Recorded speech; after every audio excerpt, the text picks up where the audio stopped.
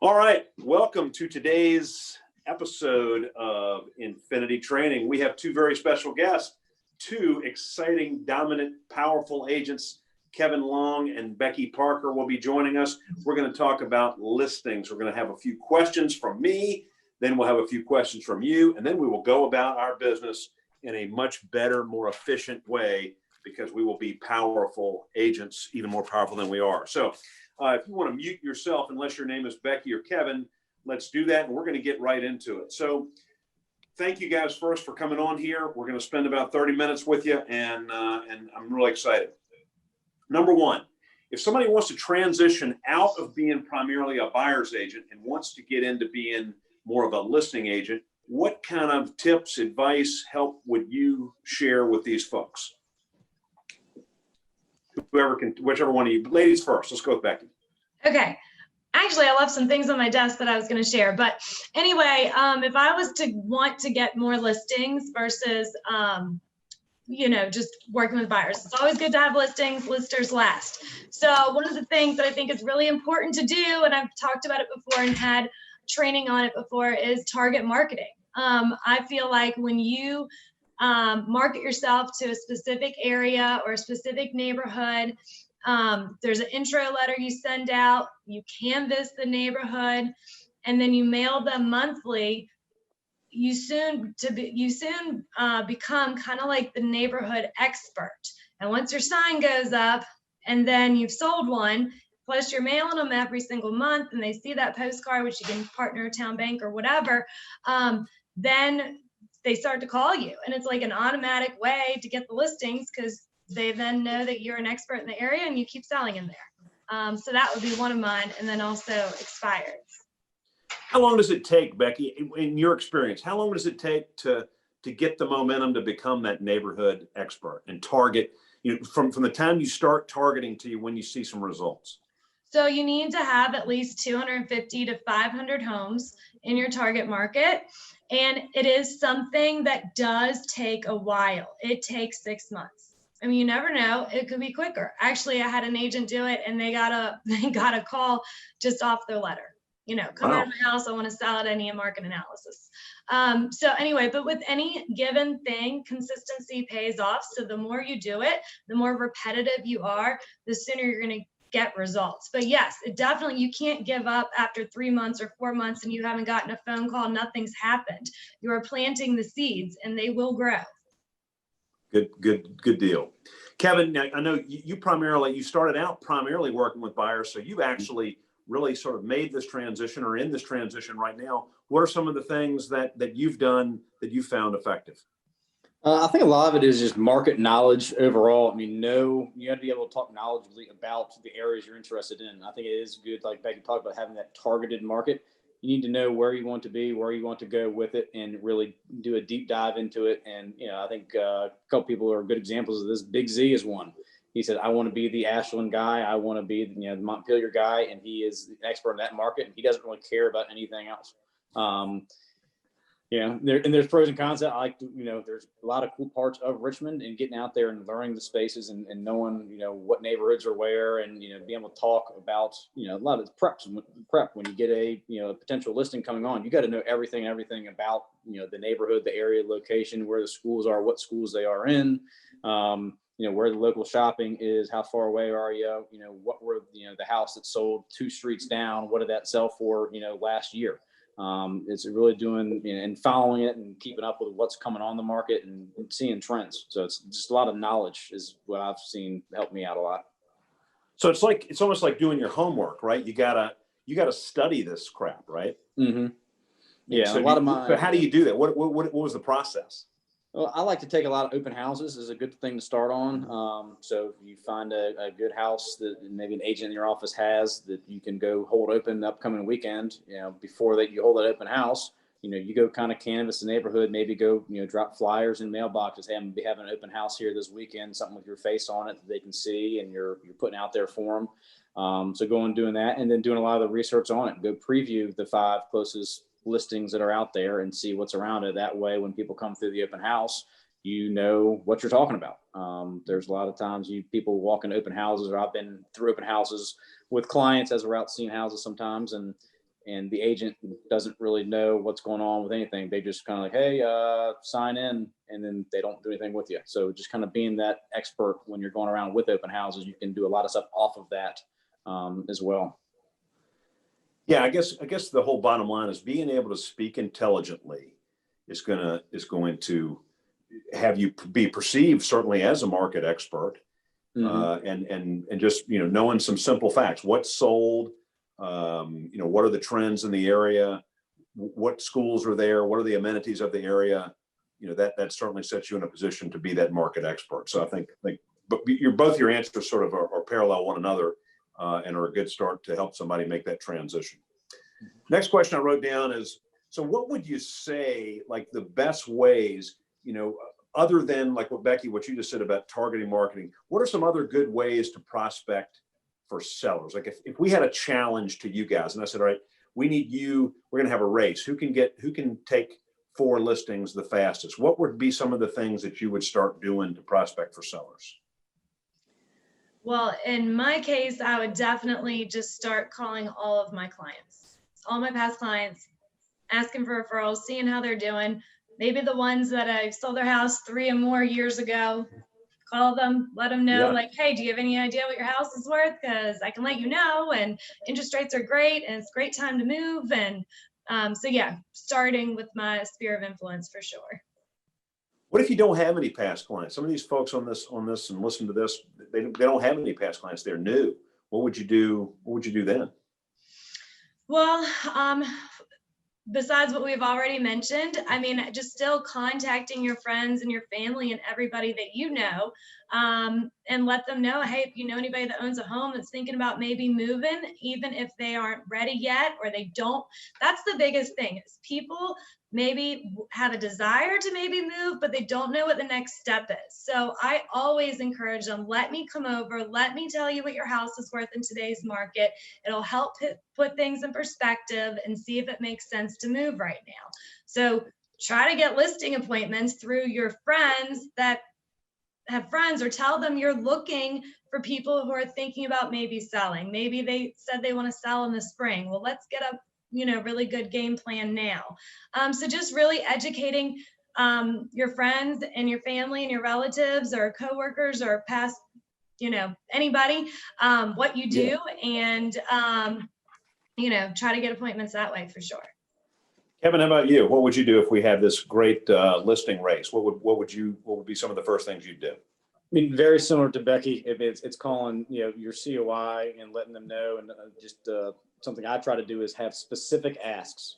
So instead of just saying, hey, I'm looking for people who want to sell their house this year, it's, hey, I'm looking for a listing in X neighborhood. Can you try to find somebody in that neighborhood that needs to sell?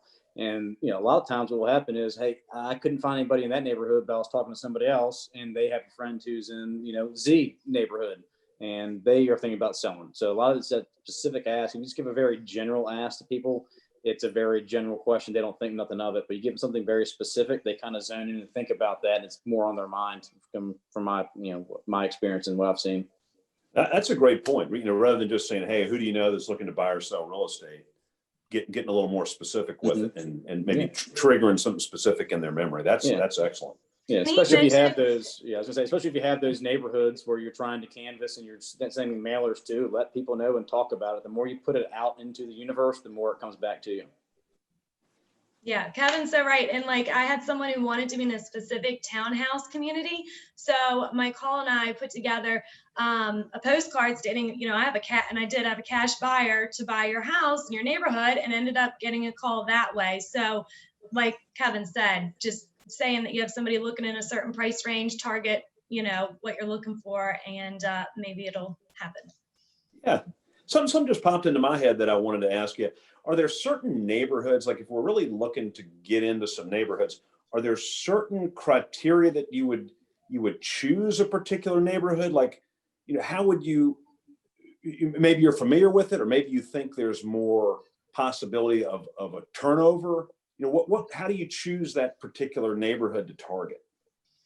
So that is such a good question. And actually, I do have some material that I put together for Hometown for target marketing that I can send out today. And it has in there the turnover rate. It tells you the calculation on how to figure out the turnover rate. So for instance, maybe you want to target market in your neighborhood, which you should because you live there. But then you need some more, so you get up to the 250, 500 houses. So I live in Woodlake, so I started looking up each neighborhood. Now, it can be hard to do that, luckily, because the tax records don't always report the subdivisions the same as what they are in the MLS. So what I did is luckily in the neighborhoods, it's just like, Orchard Grove. It's Orchard Grove Road, Terrace, Lane, Court, whatever. So what I do is I type in Orchard Grove in the tax record. It'll tell me how many houses are in that neighborhood. Let's say there's 74. Then I go and look what has sold in the past 2 to 3 years and get that number. And then you divide that number by the houses in the neighborhood. And you want to have at least, I think it's sorry, I can't think, I forgot all of a sudden. I think it's like a 13% turnover rate. And anything above that is really good. So I'll send out that information. Great. So yeah, if you could remember to do that, that would be awesome. I think we're really on to something here. So thank you for tuning that up. Anything, Kevin, you want to make a comment on that, or are you good? Yeah, I think it comes down to what you're looking for. I mean, you can target, different things. I mean, I know when I was a younger agent, I was working with more first-time home buyers. So I was concentrated more on first-time home buyer houses. I know Ben Rogers, I work a lot with him, obviously. And I know he made a goal one year. He wanted to, up his price point by $50,000. So he went through his COI and he found, some of those people who are in the nicer neighborhoods, or he knew they were in better social circles or something like that. And he focused in on those people. He made it a point for, each Wednesday, he was going to take one of those people out to lunch. And then he saw an increase in his average price point that year, and hit his goal. But he focused in on that. So it depends on what you're looking for. Yeah. And you get what you ask for. If you're playing in if you spend all your time in the $250,000 price range, that's probably what you're going to get. If you spend your time in the $1 million price range, maybe that's what you get. So that's good. Some good points there. So let's sort of switch it up a little bit and move to like actual listing appointment. So when you're sitting at the kitchen table, once you have that appointment, what are some things that maybe you do that you feel like helps you bond with the seller, helps you get a better chance of listing the home? What are some of the things that you do that you feel like the sellers really react well to? Kevin, why don't you start with that? Well, I'll almost kick it back to you. You teach a great class on personality training. So knowing who you're dealing with, knowing if you got to, talk about more directly about, numbers and price, and they don't care about what the color of the paint or the curtains are. But you also may need to, pay attention and make sure you're talking to both people. You may have a husband who's very analytical and a wife who could care nothing about numbers and all about how the house looks. You need to play to each of them and kind of make sure you touch on both those points, and you're talking, to the person and kind of matching that personality is the number one thing to help build rapport. Good. Becky? Yes. So, definitely kind of like what Kevin was saying, but when I go through the house, I'll ask them certain questions. I'll ask them if they have sold a house before. How did that experience go? What was good? What was bad? And especially when they tell me they had a bad experience, that tells me what is important to them. Like, oh yeah, we had it listed and it was on the market for 6 months, and then we had to keep coming down the price, and we finally sold it. It tells me, well, I better be on point about pricing and explain that to them. Or I had a realtor, I don't even know what was going on. They didn't give me any feedback. It's just really good. You learn a lot. And then I can ask them, were these houses in this area? Okay, they were in another state, whatever. And then I might ask them questions like, do you have any idea what your house is worth? And sometimes they do. And I ask them, where do you get your information from? It might be Zillow. And then I'll ask questions. What do you like about the house? Why did you buy it? What did you not like? Is there anything I should know? Like it lacks storage, are all the appliances in good working order? And it helps me build rapport too with a stranger, somebody I don't even know. And when we're going through the house, I have this tiny little electronic tape measure. So sometimes I'll even measure the rooms when I'm there. And I've had people say, oh, the last realtor didn't do that. And I'm like, oh yeah, I like to have all the room dimensions because people usually like that when they're looking for a home. So just adding all those little extra things help. When I sit down at the table, I have my market analysis, I have a seller net sheet, I have my marketing overview for the property, and what I'm going to do as far as market the property. And then I also have a dress your house for success, get the most out of your investment. I put it in a clear report cover and, present it. And I've heard before, oh, the other realtor didn't even give me a CMA. They didn't even, go over that with me, or, they didn't have it in a report like that. So, and just having all the information. So I think and then sometimes I'll even have the market stats that Hometown gives out, which I think is great because it kind of makes me look super smart and geeky. Like I prepared these market stats and I did not. So just little things like that, I think are helpful. That's great. I think the bottom line there, Becky, what you said is ask questions rather than just spout out and tell them all sorts of stuff. Ask questions, and that's going to help you determine, what they're looking for, what their interests are, and really what the hot buttons are. So you can provide that information, building rapport, give them the information they want, and hopefully take the listing. Yeah. Kevin, when you were talking about personality, how do you determine the personality? I mean, what is the process so that when you get to the house, you know who you're dealing with? A lot of it comes down to the pre-qualification phone call with them. So the initial phone call when we're talking about it, talking about the house, I get to ask a lot of those questions, similar to what Becky does, seems like a little bit more in person. I try to find out as much ahead of time as possible. That helps me prepare a whole lot. And I get to know by asking a lot of those questions who I'm dealing with and what's important to them.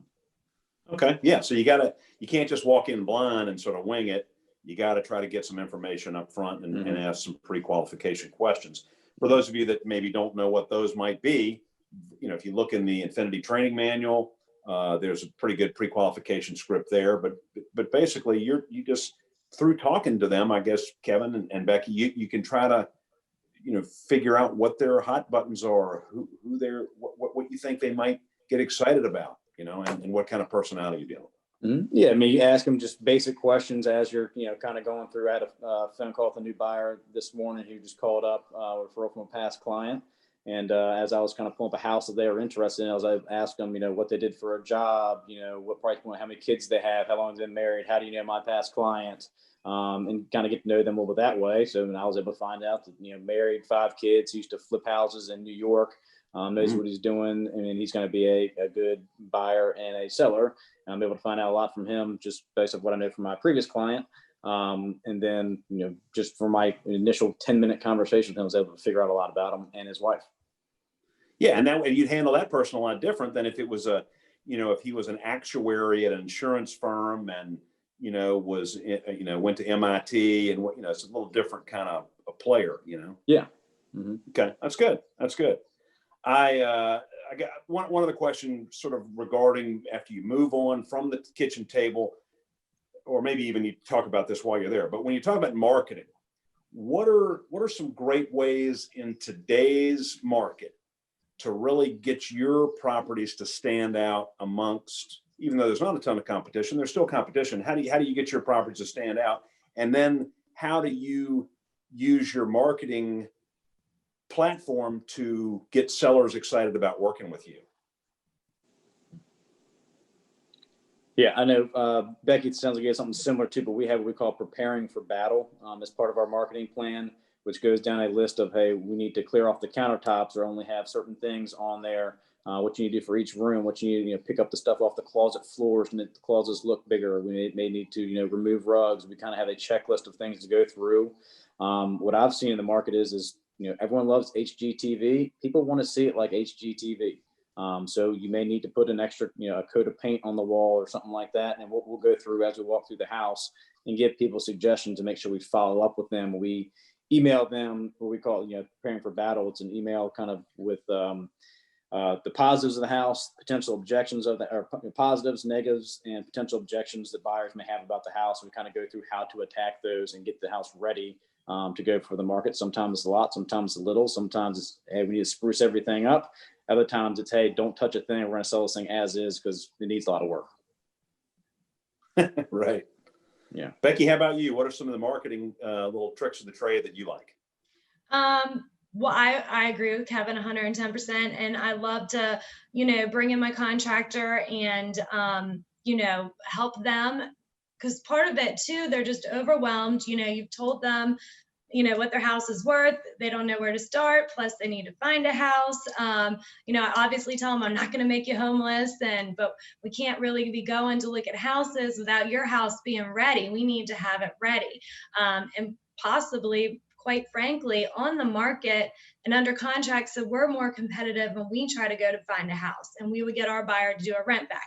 But back to all that. So I help them through the process with the contractor. Sometimes, like Kevin said, maybe it needs to be sold as is. But if there's a way that we could do a little bit of sprucing up to get to get more money for their house, and get the work done, and they're making more money also doing that, I've been able to bring in contractors that are willing to get paid at closing. So that's really been beneficial to my sellers. So they're like, oh my gosh, that is so great, because all our money is in our house and we really want to do these things and we really need to get this much out of it.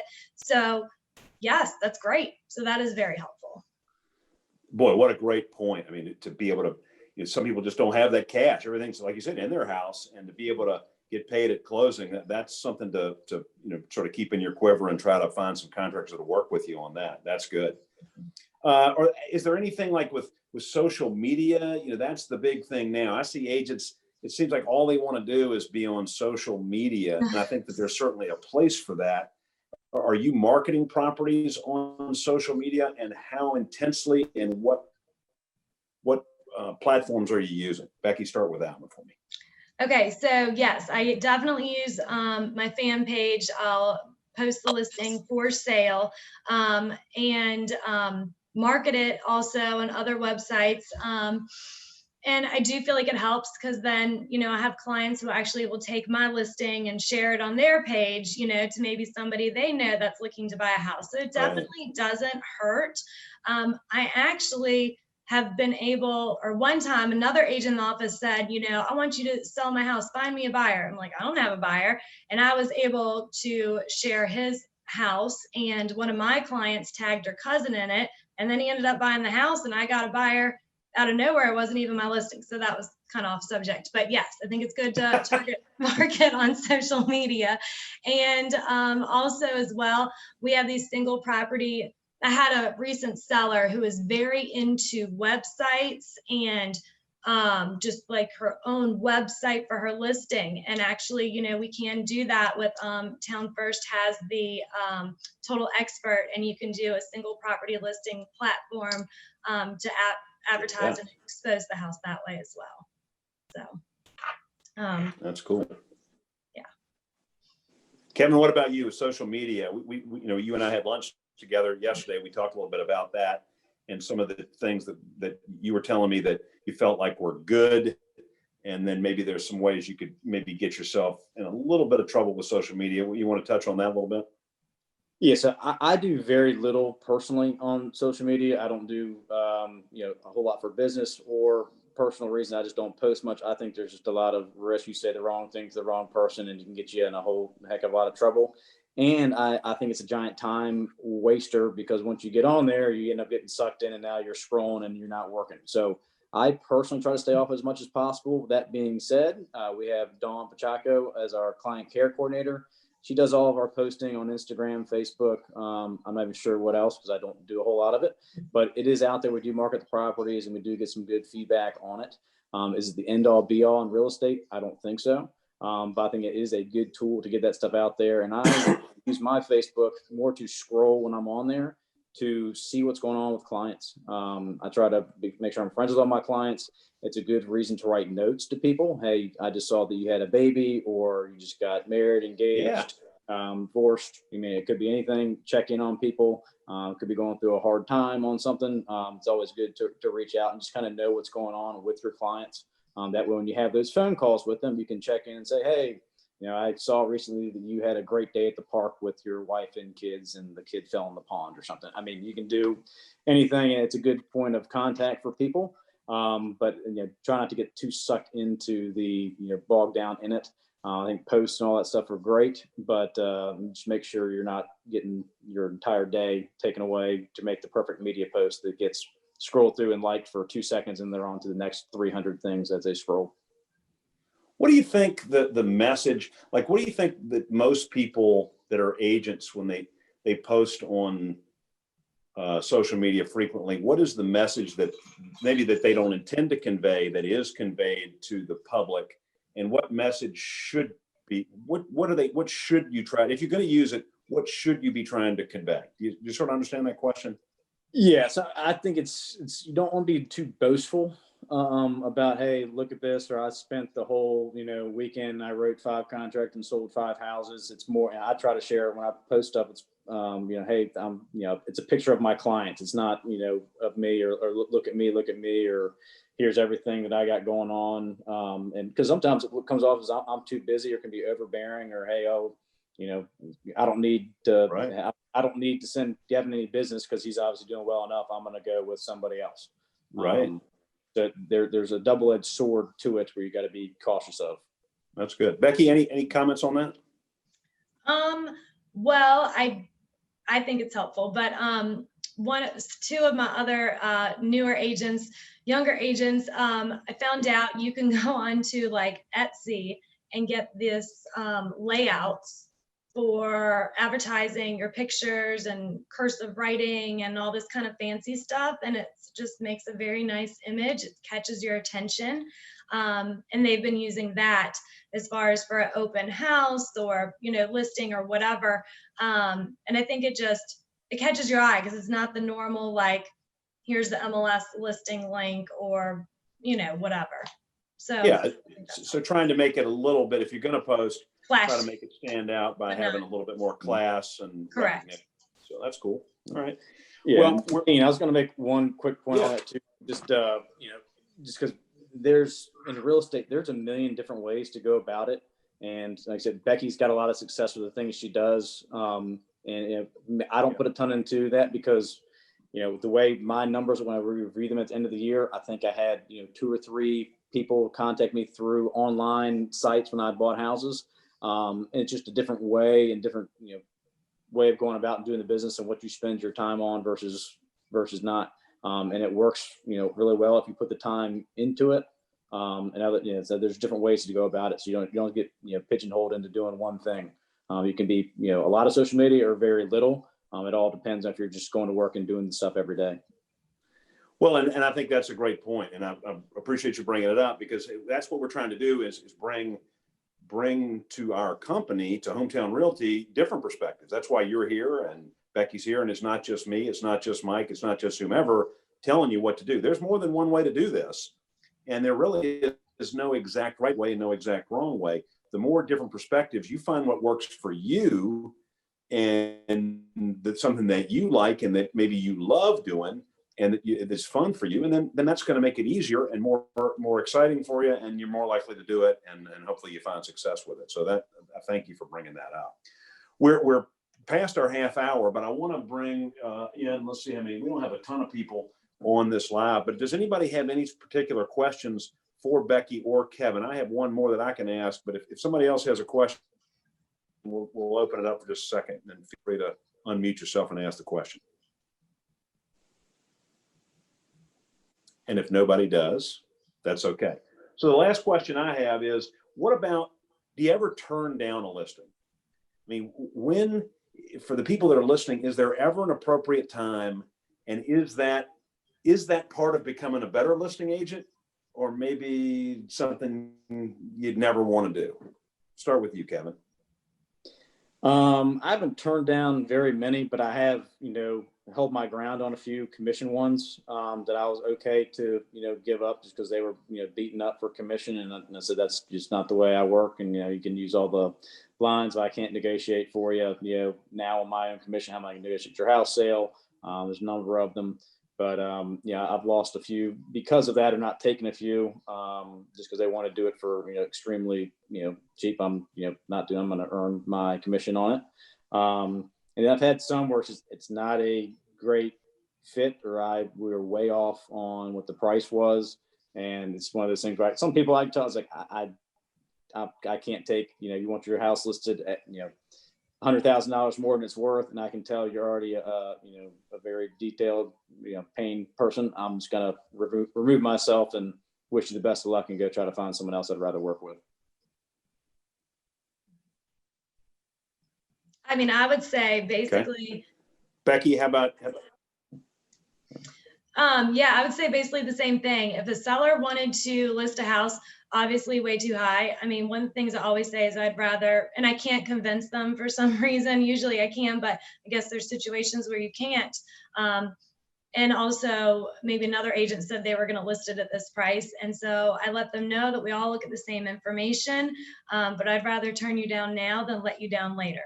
And what that means is obviously I don't want to take an overpriced listing. Them complain that I have, I signed my name to that listing agreement that I could sell it for that price and I haven't been able to.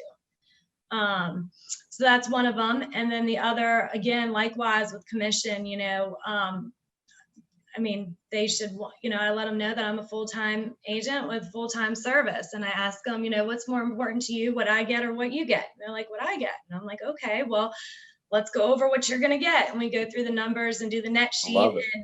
And, usually it makes sense and it helps. I have, because this market is so competitive. I mean, I have been on the listing appointments. They're like, well, so-and-so said they'll do it for this. Well, Hometown, we're a full service real estate company. But I have said before, well, if I sell it myself, maybe I can talk to my broker and we could work something out with that. And 9 times out of 10, you don't sell your own listing. And I go over that with them when I go over the listing agreement, such as a dual agent. Lots of times I'm not going to be the one who sells your house, but I'll be the reason it sells. So that's been helpful too. But yeah, as far as turning down listings, again, really, I guess it's just price and whatnot. But I haven't had to do it lately as much either. So. You have so many great little one-liners, like it's a 2-liner, but I might not be the one who sells your house, but I'm the reason it sells. I mean, I love it. I love it. Well, I thank you guys a ton. It's Friday afternoon. A lot of people are doing stuff. I'm sure we're going to have a lot of folks that are going to listen to this recording and pick up some value for it. So thanks for your participation. Thank you, Hometown. Becky's going to send us out this turnover rate information. I would pay close attention to that and see how you can input that into your business in order to find some success. Have a great weekend, everyone, and we'll catch you on the next training class. Thank you, Kevin, and thank you, Becky. Thank you. Thanks, guys. Have a good one. Thank you all.